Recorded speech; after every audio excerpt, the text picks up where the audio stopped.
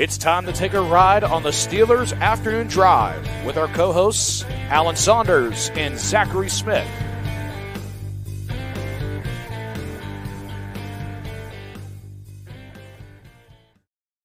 Welcome back to another episode of Steelers Afternoon Drive. I'm Zachary Smith. That is Saunders. Alan, what's going on?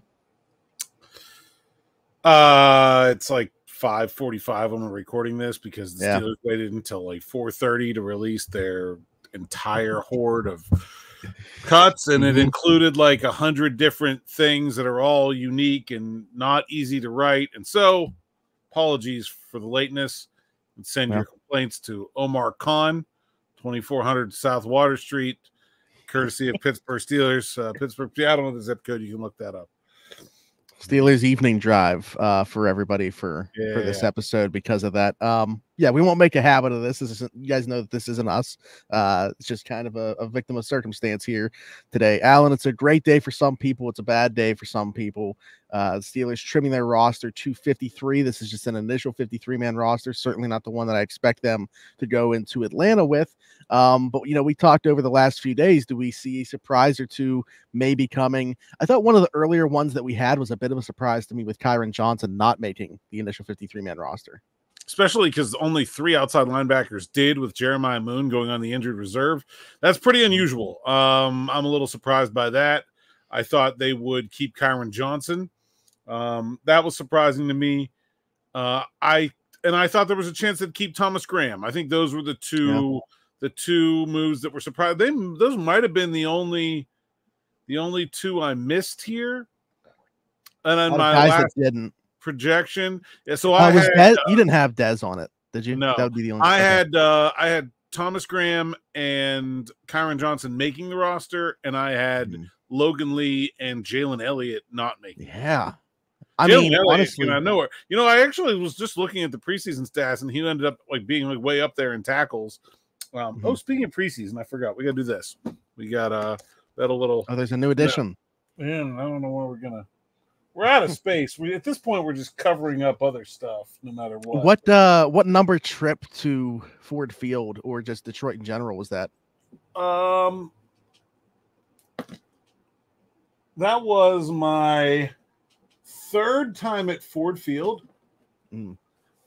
Second time covering a game there. That's crooked as all. Whatever. We'll figure it out.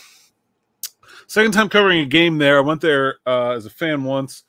And then I covered the Quick Lane Bowl in 2019 between Pitt and Eastern Michigan, and that was my first time covering Steelers-Lions game there. I like Detroit a lot. I think it's an underrated city. I think it gets a lot of crap for no reason. So, yeah, there you go. But yeah, Jalen Elliott, even more.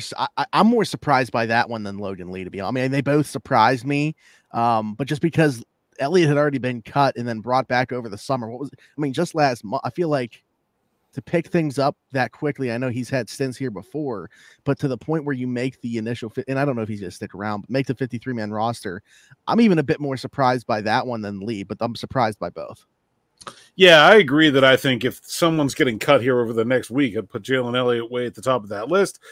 I did think I thought he played well in the spring. That was the really curious thing, is that I thought he was playing pretty well in the spring, and I was a little surprised he got cut when he did get cut, and then he came back. Curious situation, but that's definitely a big surprise, one I didn't see coming. Logan Lee, I'm not sure, he's not completely healthy. He did practice today. I wonder if they're trying to wait until he's fully healthy so that they can waive him without the injury designation and get him to the practice squad as opposed to the injured reserve. That's kind of what I think may be happening there. 8 defensive linemen feels untenable for the long term. Not that I don't think Logan Lee can play. If he's the 8th, he's never going to dress anyway. You'd be better off having him on the practice squad and using that roster spot elsewhere. They're really short, like I said, at outside linebacker. Not particularly deep at wide receivers. We've talked a lot about before. So, I wonder if that's just until he can get healthy enough to be cut. Yeah, and that the inclusion of that 8th defensive lineman, one of those, DeMarvin Leal, which will obviously be one of their edge rushers as well. You can look at him, I guess, as the pseudo 4th outside linebacker right now. Do you think that it's going to stay that way, or do you think there could be an outside addition there? Well, Jeremiah Moon is on the IR, but designated to return, so he's going to miss 4 weeks and then can come back. So I think it's a 4-week kind of thing for Leal, and then we'll see how it goes. Now, Julius Welshoff, season-ending injury for him as well. So the depth really getting challenged there at outside linebacker.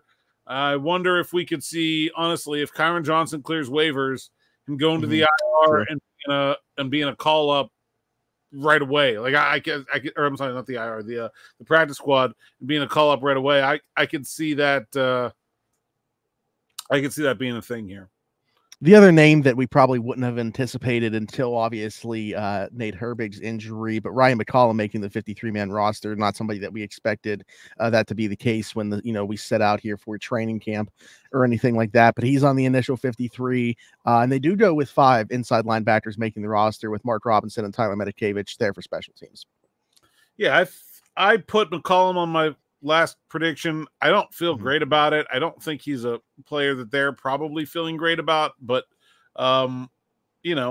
this is another spot where, hey, he's on the team because he was one of the 53 best Steelers, but I think maybe when they start to pick through the cuts, that's something that you could see happening. They're adding a center.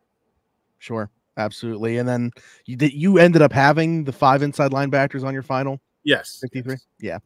I mean, the special teams that the 2 at the bottom there obviously can bring it. And then when Cole Holcomb comes back off the pup, with him starting on the pup, he's going to miss 4 weeks. Do you have any idea of what you think is going to happen when that takes place? I mean, I don't know. Until I see him running, I'm not going to worry about it. Let me say that. That's fair. Yeah.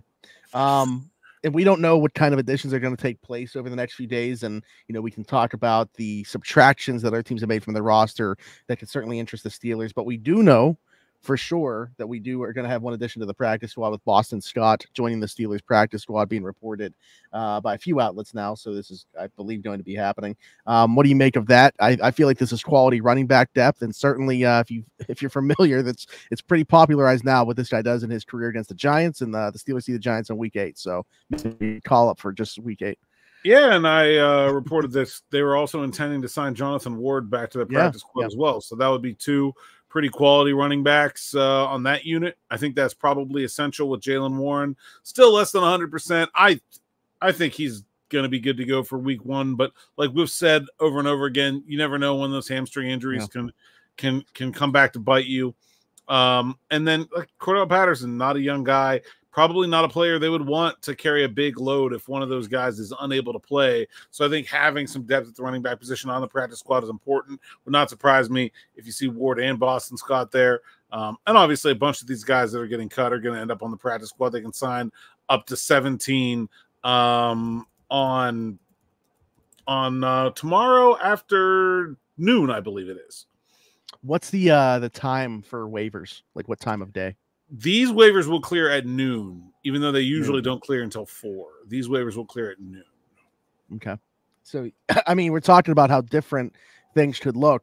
In less than 24 hours right now, we could be talking about the initial 53 already being very jumbled up. So who knows what's going to happen there. But some of the players that we're talking about here, Alan, we had like 3 people, or I don't know if you saw it. I had 3 people at least tag me. I know one of them tagged both of us when Grant DuBose got waived by the Green Bay Packers, because we literally just mentioned him, and he does not make the Green Bay Packers 53-man roster.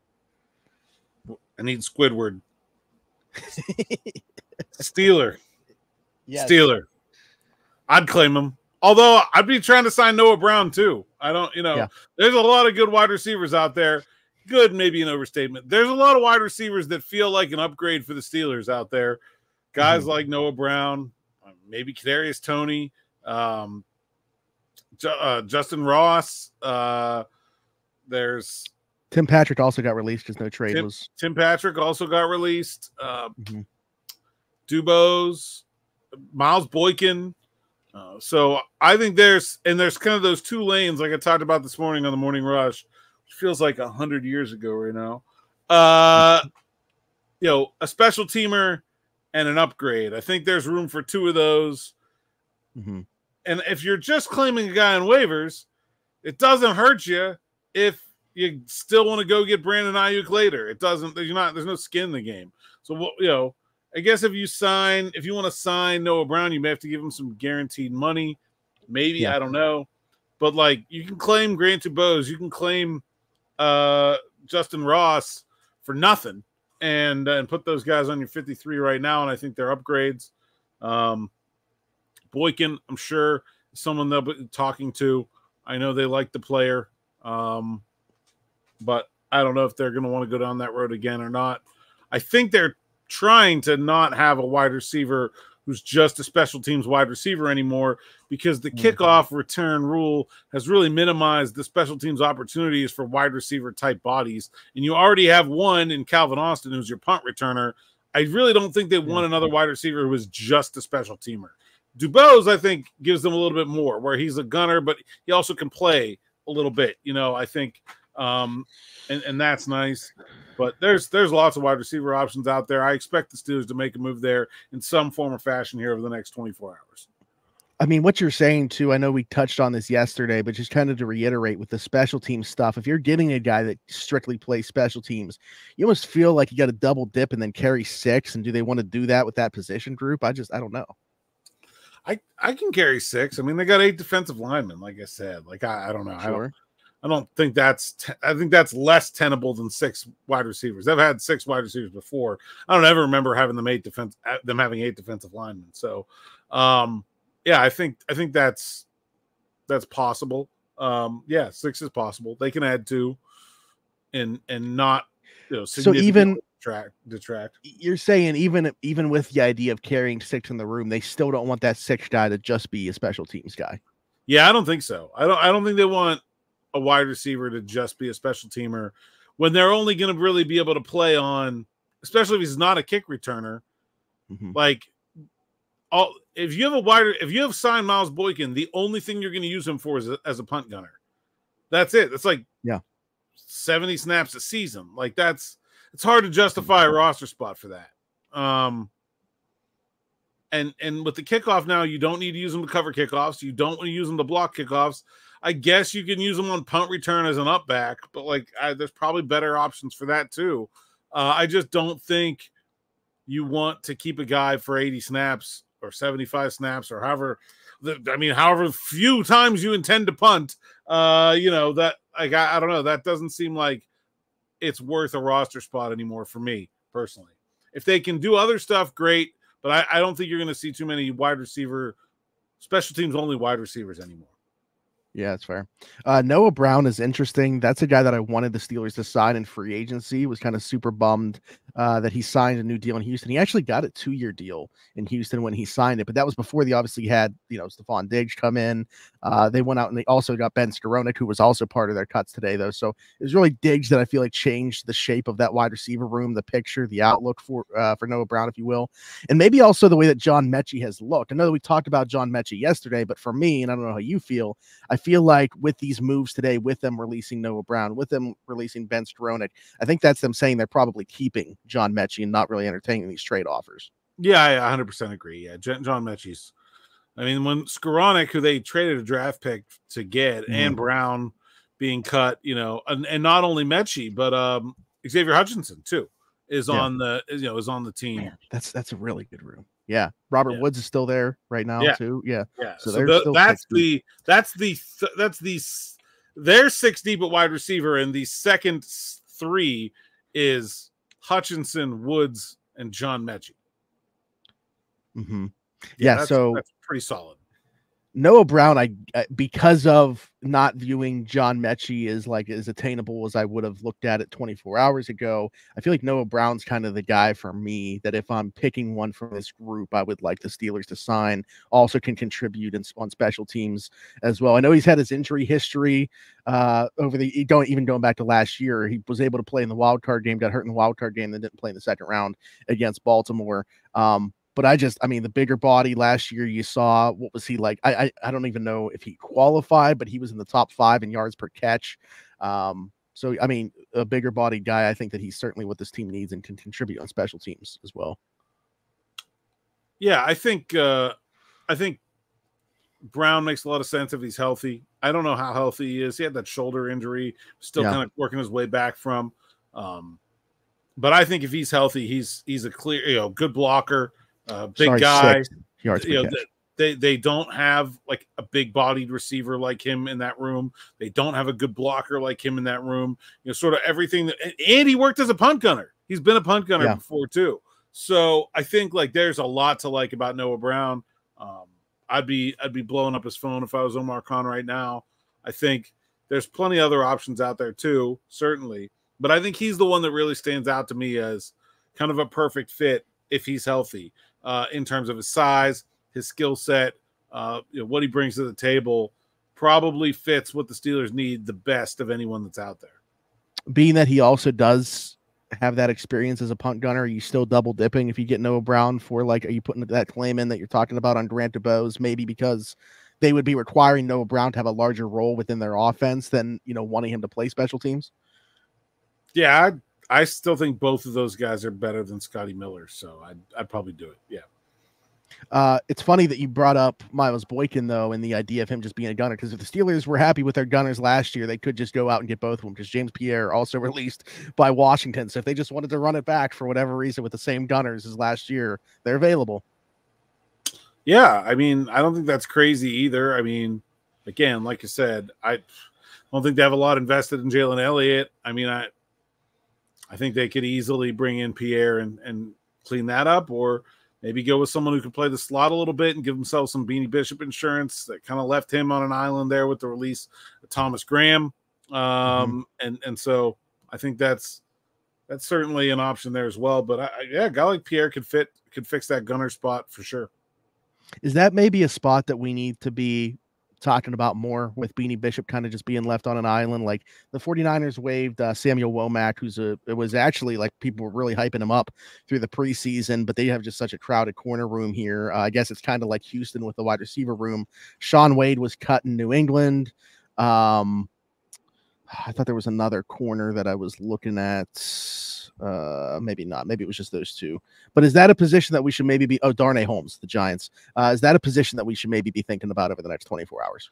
I would say it's like wide receiver first, center second, slot corner third, with like punt gunner, sort of like it's honestly like wide receiver, punt gunner, center, slot corner. I think in that order, and then maybe you could check two boxes with one of those guys. But yeah, I think that's probably the only. I mean, look, it's a pretty good roster. I don't see a lot of holes there. I don't see a lot of glaring weakness. I think overall it's a pretty solid unit. They don't have overwhelming talent everywhere, but I don't think there are a lot of glaring holes.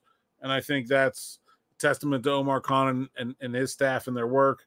Where maybe, sitting here at the first 53, there's only maybe 3 or 4 spots where you could really think, okay, there could be an upgrade out there from someone else. Yeah, 2021 first rounder Caleb Farley of the Titans too also released. But do those names that I mentioned at corner intrigue you at all? Do you think that there's certainly somebody in there that could make sense for this 53? Never been a big Caleb Farley fan. Yeah, I missed on that one. I don't know. I never really saw it. I think, I've talked about this before on here, but there is like there's certain things that you watch happen to a player that you can never unsee in your mind. And one of them for me is you say Quadri Olison just eviscerating Caleb Farley all the way down the sideline. It was like a 65-yard stiff arm. Like I've never quite seen anyone do anything like that to anyone. And I think like you just watch that happen. And I was in attendance for that as well. I can't unthink it. It's the same way with Dorian Thompson-Robinson in the Sun Bowl against Pitt, where he was like left the field, then he was like injured, then he came running back on the field to celebrate, and then they lost and he was crying, and I'm like, I don't know, I can't get with it. There are certain things you can't unsee, and for me that was always one for Caleb Farley. Not to say that like makes him a bad player, because he had one really, really poor run stop rush rep, but I don't know. I've always kind of been. Well, clearly, yeah, it hasn't worked out for him in Tennessee. Here's the thing: is I'm a sucker for versatile DBs, and I just thought that he could kind of play anywhere on a defensive backfield and be okay and survive out there. And it has not happened, and he hasn't stayed healthy. So that certainly hasn't worked out. I don't know. Versatile DB. How about Lewis Seen? He got cut. Yeah, he did. First round pick 2 years ago. Yeah.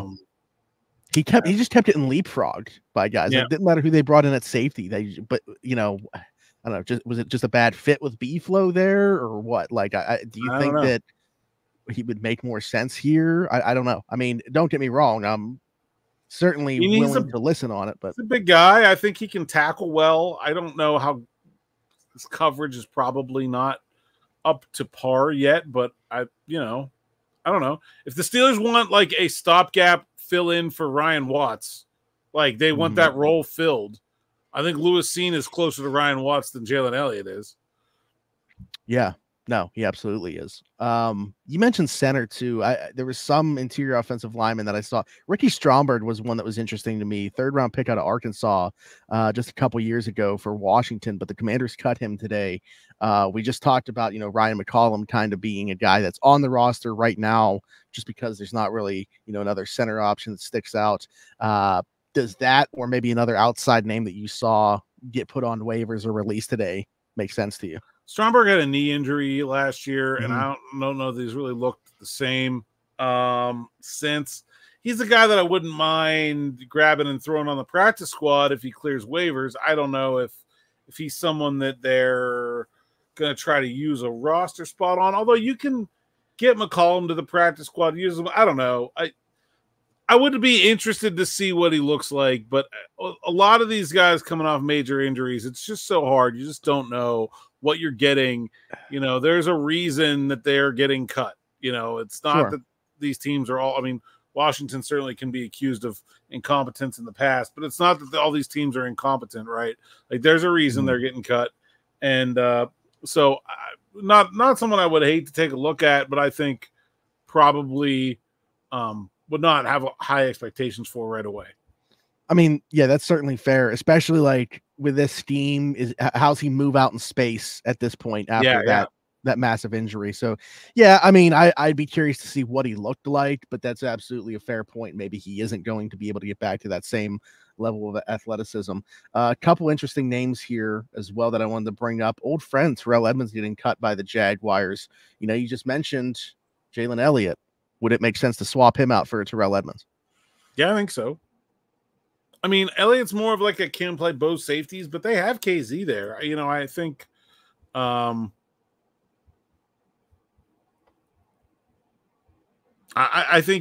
I think you can get by at free safety with Minka and KZ, and I don't know that you can get by at strong safety with just Deshaun Elliott. I would. Before Watts was out for the season, I probably would have said no, but I think right now, like why not? Yeah. No, I agree. I've always been probably I always thought people were a little bit too hard on Terrell Edmunds, and I understand that he carried that 1st round draft pick status with him, probably for his entire career. But like for me, once a guy starts his career, I don't really, attach that to him anymore. And I thought he was a fine player for them. For his rookie season, he shouldn't have played as much as he did, but Morgan Burnett wasn't very good, so he had to. I think in general, the Steelers kind of put him in tough situations, and I he's not a great player, but I think he's a pretty good player. I don't think it was a good draft pick, but I think he's a good player, and I think that you could get a lot out of Terrell Edmunds, certainly. Sure. We've kind of mentioned a few of the former Steelers that have made the rounds, but it wasn't a great day for former Steelers. Armon Watts released by the Patriots, Allen Robinson released by the Giants, in addition to the ones that we've already mentioned. If you want to consider him a former Steeler, Desmond King released by the Texans. He is a former Steeler, technically. Also, he's the slot corner, which we talked about being a potential place where they might want to upgrade. I am a little skeptical that's going to happen. It didn't go that well last time. Which side do you think would be more against it? Oh, the Steelers. Okay. I don't know. That could be a tie.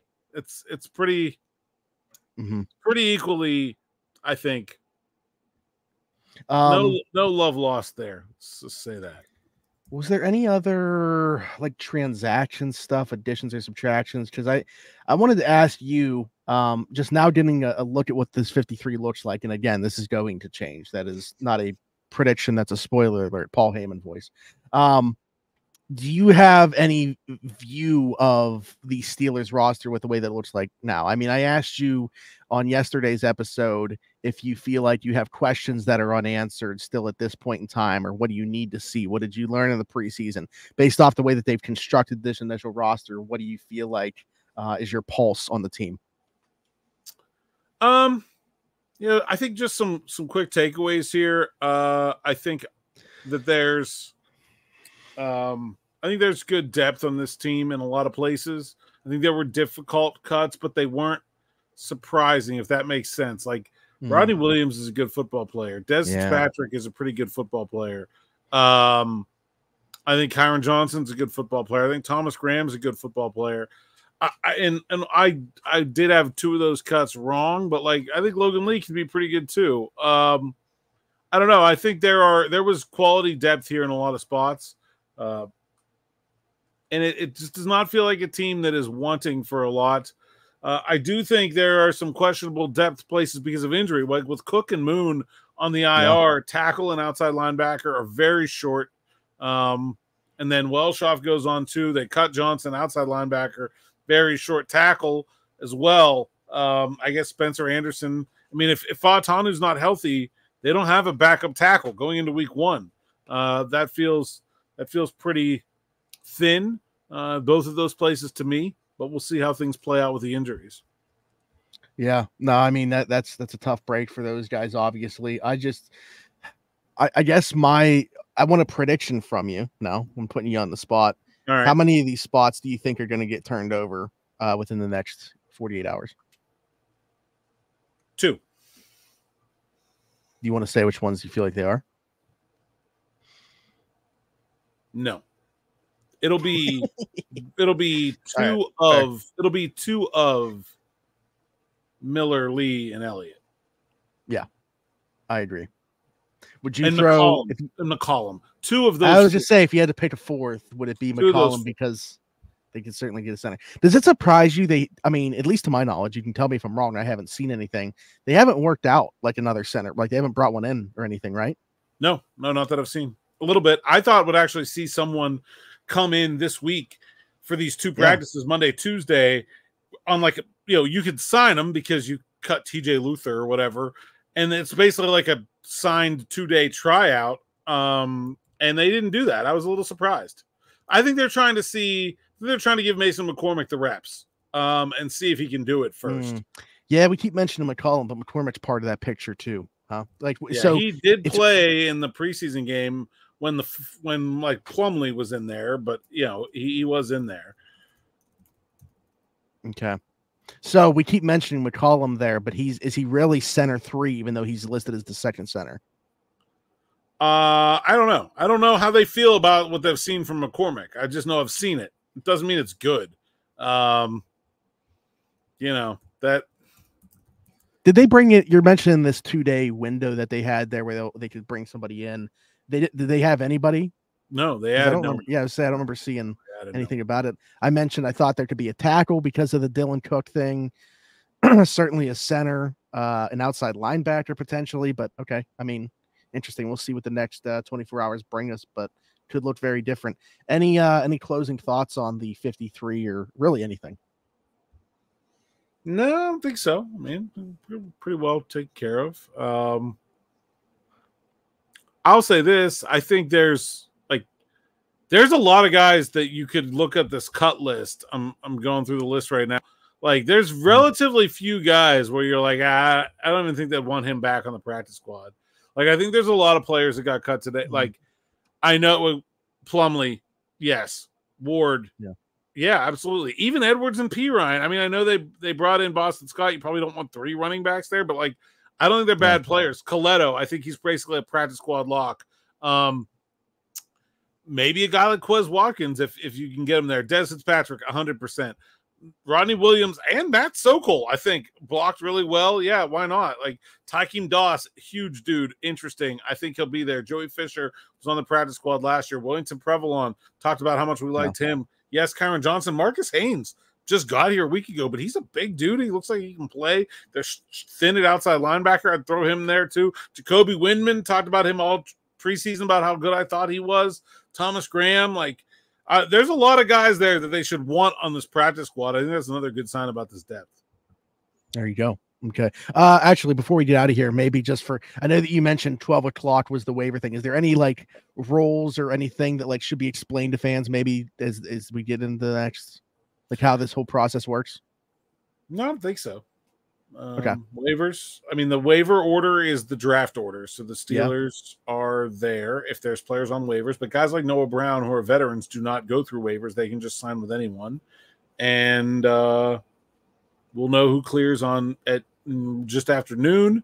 And then we'll start signing practice squad guys. Probably start signing practice squad guys tonight, honestly. Like guys like Boston Scott who don't need to clear waivers. They can sign. They can agree to, can't actually sign it, but they can agree to terms on a practice squad deal right now. It's kind of like the tampering period of free agency all over again, where we find out the night before. Yeah, except with like far lower stakes. It's like old guys who you want to sign to your practice squad. Like it's a little different than somebody you're going to pay $150 million to. Absolutely. Alan, tell the people they can find you. At @Saunders_PGH, PGH Steelers Now, SteelersNow.com. Like and subscribe to YouTube channel. Hit that bell for notifications. Find us on TikTok, Steelers Afternoon Drive. Mm-hmm.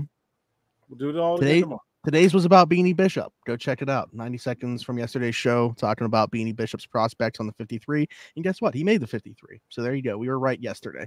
Leave us a 5-star review and subscribe. If you're listening somewhere else, Apple, Spotify, wherever you get your podcast from, you can find us there. Just search Steelers Afternoon Drive. And you can find me everywhere. Zachary Smith, PGH. Alan Saunders and myself, thanks for jumping in. Take another ride on the Steelers Afternoon Drive.